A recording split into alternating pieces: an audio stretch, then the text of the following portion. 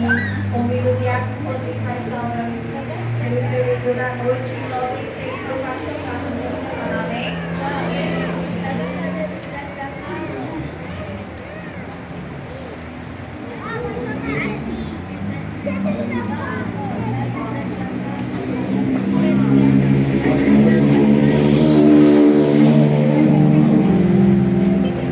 Glória a Deus. Vamos para nosso irmão Cícero, que vai estar trazendo a palavra do Senhor essa noite. Que o Senhor possa nessa leitura mais lugar a vida dele, do lado do seu irmão do Senhor Jesus. Pai Santo, Pai querido e amado, em nome de Jesus. Eis aqui o teu servo, Senhor. Pai, diante, Senhor, da tua presença, ele está prostrado aqui, Senhor, não diante dos homens, mas diante da tua presença. Neste momento, Pai Santo, Pai querido e amado, que o Senhor possa, Senhor, estar enchendo ele do teu Espírito Santo. Pai, o Senhor sabe do coração dele, pois o Senhor sonda, Pai. Pai, o Senhor sabe, Senhor, que este jovem, Senhor, ele sempre procura, Pai, a trazer, Senhor, algo, Senhor, da tua palavra sempre, Senhor, e se esforçar. Pai, neste momento, Senhor, apresento a vida dele diante da tua presença. Que as tuas mãos possam estar estendidas neste momento, Senhor, sobre a vida dele. Está derramando, Senhor, do teu bálsamo, do teu Espírito Santo nesta noite, Pai. Que o Senhor possa estar usando ele nesta noite como canal, Senhor. Como, Senhor, boca avivada de Deus para transmitir, Senhor. Não o que ele quer falar, mas o que o Senhor quer falar com a tua igreja, Pai. Em nome de Jesus, nessa noite, Senhor, que o Senhor possa, Senhor, sempre estar abençoando o ministério dele e a vida dele. Que ele possa sempre, Senhor, ser este jovem que possa almejar crescer espiritualmente, Senhor. Em nome de Jesus, usa ele pela honra e a glória do teu santo nome, que vive e reina para todos sempre. Amém. Graças a Deus. Glória a Deus, aleluia. Só os irmãos com a paz do Senhor, amém? Amém. Glória a Deus. Louvado seja Deus. Quem está alegre aqui, irmão, nessa noite? Aleluia! Irmãos, estou muito alegre, porque esse Deus, ele é fiel e o nosso Deus, ele é misericordioso, não é verdade? O nosso Deus, ele é rico em perdoar e rico em misericórdia. Isso é uma coisa maravilhosa. A Bíblia diz que as misericórdias do Senhor se renovam a cada manhã. Glória a Deus. E eu quero estar compartilhando uma palavra com os irmãos, diferente das outras, não muito conhecida, mas acredito que em algum ponto da história os irmãos vão se identificar. Amém? Amém. Glória a Deus. Abra juntamente comigo no livro de 2 Crônicas, no capítulo 34. Glória a Deus, aleluia. 2 Crônicas, no capítulo 34. Aleluia. Vamos ler até o versículo 1 ao 3. Louvado seja Deus. Oh, Deus. 2 Crônicas, do versículo 1, capítulo 34, do versículo 1 ao 3. Amém? Vamos se atentar para a palavra de Deus. Deus, ele vai falar conosco. Aleluia, glória. 2 Crônicas, capítulo 34, versículo 1 ao 3. Glória a Deus. Inicial a leitura. Josias tinha 8 anos de idade quando começou a reinar e reinou 31 anos em Jerusalém. Josias fez o que era reto aos olhos do Senhor, andou nos caminhos de Davi, seu pai, e não se desviou nem para a direita nem para a esquerda.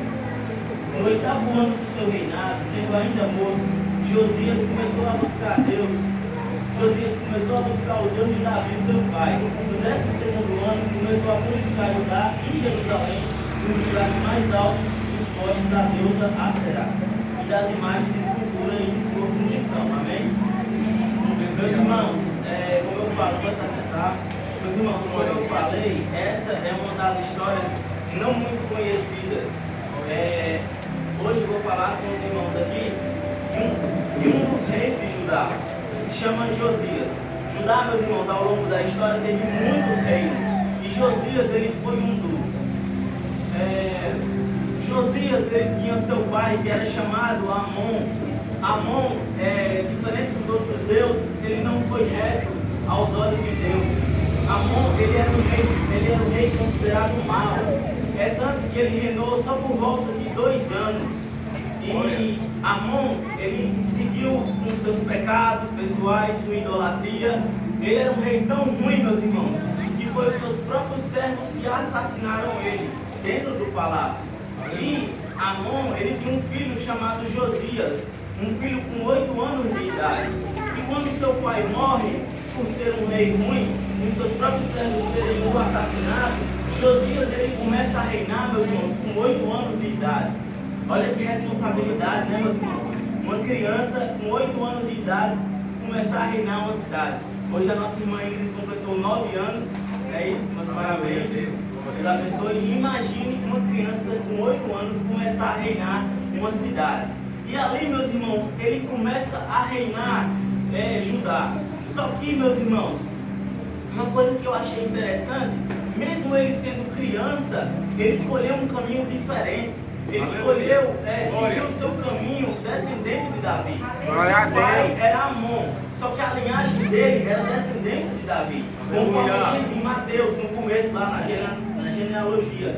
E, meus irmãos, uma coisa que eu achei interessante é que Josias, ele não usou o passado da família como desculpa para permanecer no erro, na idolatria e no pecado. Não, Josias, ele buscou, meus irmãos, Deus. E eu quero liberar uma palavra sobre a tua vida. Não é porque o teu passado, meus irmãos, foi de pecado, o passado da tua família que foi de pecado, foi de idolatria, que vai ser justamente com você. Eu quero liberar sobre a tua vida. Não é porque você não nasceu num berço cristão que você não vai ter um berço cristão. Pense diferente, meus irmãos. Pense o seguinte: eu não nasci num berço cristão, mas um berço cristão vai nascer de mim. Tem uma coisa que eu tenho refletido, é que só sabe o privilégio de um berço cristão é quem não nasceu num berço cristão. A pessoa que não nasceu num berço cristão, geralmente ela é a representante de Deus na sua casa. Ela é quem tem que incentivar os seus familiares a buscarem a Deus. Já aquelas pessoas que têm seus pais, até a sua família queimar de Deus, já é diferente. É eles que incentivam os mais novos a buscarem a Deus. Então, meu Deus, só sabe desse privilégio que não nasceu desse Deus. Mas eu quero profetizar na sua vida. Se você não nasceu no berço cristão vai nascer de você. Vai nascer sobre a sua vida. Os seus filhos e seus familiares vão conhecer e reconhecer que só Jesus Cristo é Deus. Só Ele pode salvar. E só Ele é o único mediador entre os céus e a terra. Amém? Vamos continuar na história. E ali, meus irmãos, Josias, ele, aos 16 anos de idade, no seu 8º ano, ele ainda moço, aos seus 16 anos de idade, ele começou a buscar a Deus. Dizia ele que ele chamava Deus de Deus de Davi, porque ele não foi apresentado a esse Deus pelo pai dele, pelos seus familiares. Não, ele conheceu Deus através de Davi, e é por isso que ele chama o Deus de Davi. E o que aconteceu, meus irmãos? Aos 16 anos de idade, na terra chamada Judá, na cidade na qual ele morava e reinava, ele começou, meus irmãos, a tirar toda a idolatria que tinha, meus irmãos. A Bíblia vai falar que ele despedaçou os altares de incenso acima deles, quebrou todos os postes da deusa Aserá, das imagens de escultura, de fundição.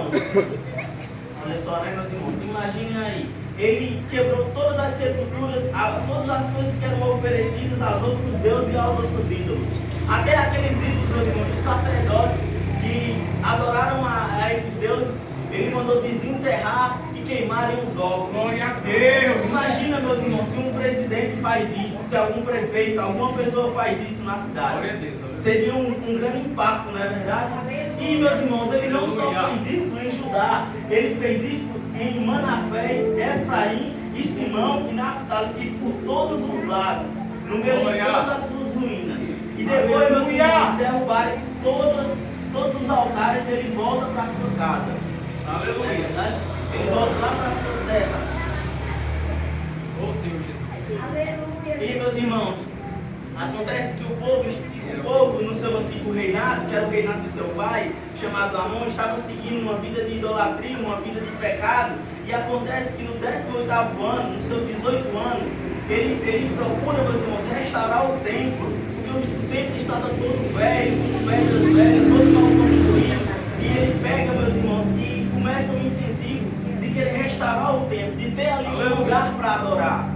Não é porque Deus está preso a um lugar, não, mas é porque Deus, meus irmãos, Ele quer que nós tenhamos um lugar, para que nós venhamos nos reunir para falar dele, para testemunhar dele, para viver comunhão.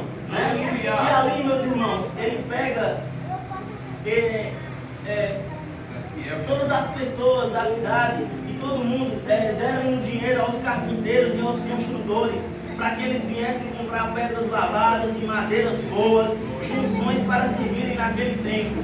E a Bíblia vai falar, meus irmãos, que esses trabalhadores trabalharam firmemente nessa obra.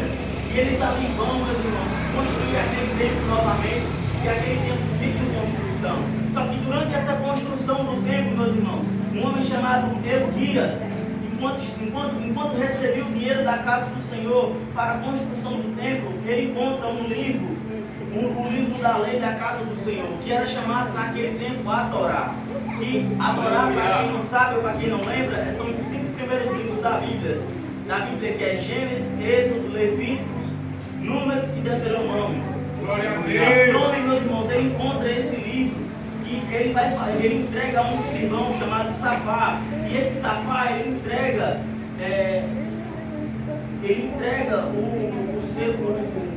esse escrivão, na verdade, ele não entrega ao rei. Esse escrivão, ele lê esse livro para o rei Josias. E o que acontece, meus irmãos? Depois de esse escrivão chamado Safá ler esse livro, que era o livro da lei, depois de ele ler todo esse livro diante ali do rei, o rei, meus irmãos, ele percebe que Judá está em profundo pecado, em profundo desobediência diante de Deus.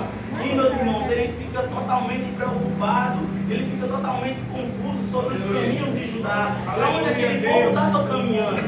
E, meus irmãos, acontece em que eles vão procurar uma profetisa do Senhor chamada Uda. E essa profetisa, meus irmãos, o rei vai consultar ela. E acontece que ela diz o seguinte: assim diz o Senhor, Deus de Israel, eis que trarei desgraça sobre esse lugar e os seus moradores, a saber todas as maldições escritas no livro diante do rei de Judá, por terem me abandonado e queimado incenso aos deuses, por me provocarem iras com obras de suas mãos. Aleluia. E, meus irmãos, quando o rei ficou sabendo sobre esse recado que ele recebeu, diante dessa profetisa, o rei, meus irmãos, ele desaba. O rei, ele se prostra diante da mão de Deus. E, meus irmãos, por Deus, ter visto esse prostrar, essa humilhação, sabe o que Deus vai falar? Visto que o seu coração se enterneceu e você se humilhou, a profetisa diz, na verdade, visto que o seu coração se enterneceu e se humilhou diante de Deus, quando ouviu as ameaças que ele fez contra este lugar e contra os seus moradores, e você rasgou suas roupas e chorou diante de mim, porque naquela época, meus irmãos, rasgar as roupas era um sinal de tristeza ou um sinal de transformação. E esse rei, claramente, quando ouviu o que Deus havia falado sobre aquele povo, ele rasgou as suas vestes em sinal de tristeza. E acontece, meus irmãos, que Deus diz o seguinte: assim diz o Senhor, deixarei que você morra sepultado em paz, e os seus olhos não verão todo o mal que trarei sobre este lugar e sobre os seus moradores.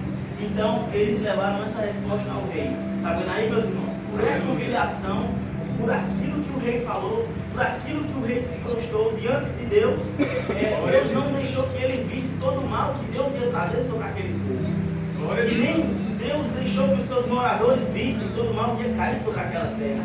E, meus irmãos, por ele ter se humilhado diante de Deus, isso mostra que ele não era um rei religioso qualquer. Ele era uma pessoa que realmente temia a Deus. Aleluia, Deus. Ele era uma pessoa que realmente buscava servir a Deus. Aleluia. E acontece, meus irmãos, que diante de tudo isso, Josias, ele procura renovar a aliança com Deus novamente, porque aquele povo estava perdido.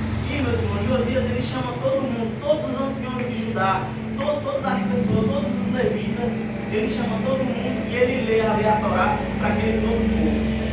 Deve ter demorado muito tempo para ler os 5 primeiros livros da Bíblia dentro daquele povo. Mas esse rei, meus irmãos, ele lê e ele oferece ao povo para que o povo viesse fazer uma nova aliança com Deus. Glória a Deus! Para que o povo viesse guardar os mandamentos e os testemunhos e os estatutos no coração dele, na sua alma. E aquele povo, meus irmãos, todos concordam, todos em Jerusalém, da tribo de Benjamim, todos concordaram com essa aliança, todos os moradores aceitaram fazer uma aliança novamente. E acontece, meus irmãos, que diante daquele povo, que um costume daquele povo naquela época era a celebração da Páscoa. Todo ano eles faziam uma festa e celebravam a Páscoa.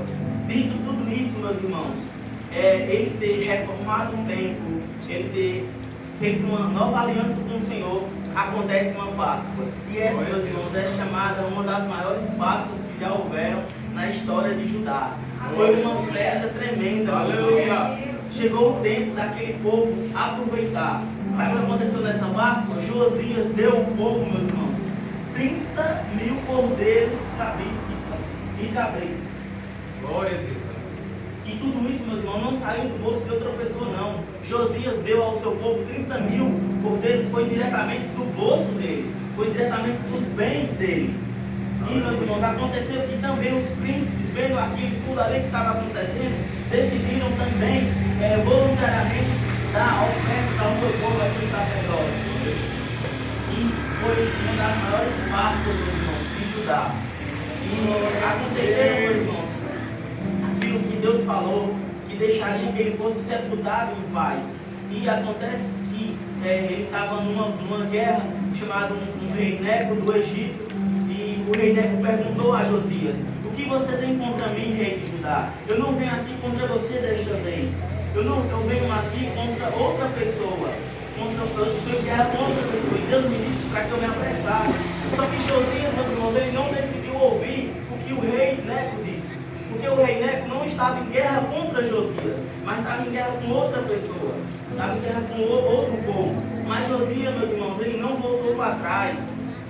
Diferente, ele se disfarçou para lutar com ele, não deu ouvido às palavras do rei. E um dos flecheiros, ele se disfarçou e foi lutar contra esse povo. E um dos flecheiros, meus irmãos, do rei Neco, acertou uma flecha em Josias. E Josias pediu aos seus servos para que tirassem ele dali imediatamente, porque ele estava ferido. E aconteceu que Josias foi para a sua casa, foi para a sua terra natal e ele foi sepultado. Ele não aguentou, meus irmãos. Ele foi sepultado e foi sepultado com os seus antepassados, cumprindo assim o que Deus disse, que ele morreria sepultado em paz. E, meus irmãos, Jeremias, ele fez uma lamentação sobre Josias. Jeremias, ele fez uma lamentação, ele compôs uma lamentação porque Josias era visto um rei raro em sua geração. Josias era um rei como nunca existiu antes. Como nunca existiu antes de Judá. Aleluia! E no fim de sua vida, meus irmãos, Josias morreu com 39 anos. E a morte, ela é assim. Na verdade, quando você menos espera, a morte vem. Como como aquela passagem que nós estamos hoje de Tiago, a morte é um vapor, uma neblina que logo se desvanece. E tem uma coisa que eu admiro, meus irmãos, na vida de Josias, é que ele não deixou de testemunhar de Deus. Ele não deixou de professar a sua fé. Mesmo ele sendo um dos únicos naquela cidade que toda aquela cidade estava empestada de idolatria e de pecado, ele decidiu servir a Deus. E eu quero dizer para você nessa noite, termine a sua vida como Josias, sabe como? Testemunhando de Deus, falando de Deus para as pessoas. Aleluia! Sei que muitas das vezes nós nos acovardamos em falar de Deus, mas em qualquer oportunidade, meus irmãos, nós venhamos cumprir aquela ordenança que o Senhor Jesus nos mandou, que é ir para todo mundo, cumprindo a palavra, pregando o Evangelho, batizando em nome de Jesus. Glória a Deus. E fazendo essa obra. Muitas das vezes nós achamos que nós não somos capazes de pregar, de evangelizar, mas, meus irmãos, qualquer coisa que você pode falar para uma pessoa, eu fui evangelizado uma pessoa falando em Gênesis 1. A pessoa disse que antes tudo era trevas sobre a face do abismo, não havia nada, e Deus disse, houve luz. Eu fui evangelizado dessa forma. Então, qualquer coisa que você sabe de Deus, fale para as outras pessoas, testemunhe de Deus, que no final da sua vida, você venha ter uma vida e não venha ter se arrependido de não ter falado de Jesus para os seus amigos, para os seus familiares. Vão te chamar de crente chato, mas não ligue para isso, meus irmãos. Busquem cumprir a ordenança que Jesus falou, que é pregar o Evangelho, testemunhar da sua fé, que eu acredito, meus irmãos, que através da sua vida, outras pessoas vão conhecer esse Deus maravilhoso, a qual nós servemos. Essa palavra que eu queria trazer para os irmãos, acredito que Deus esteja falando com o seu coração, amém? Glória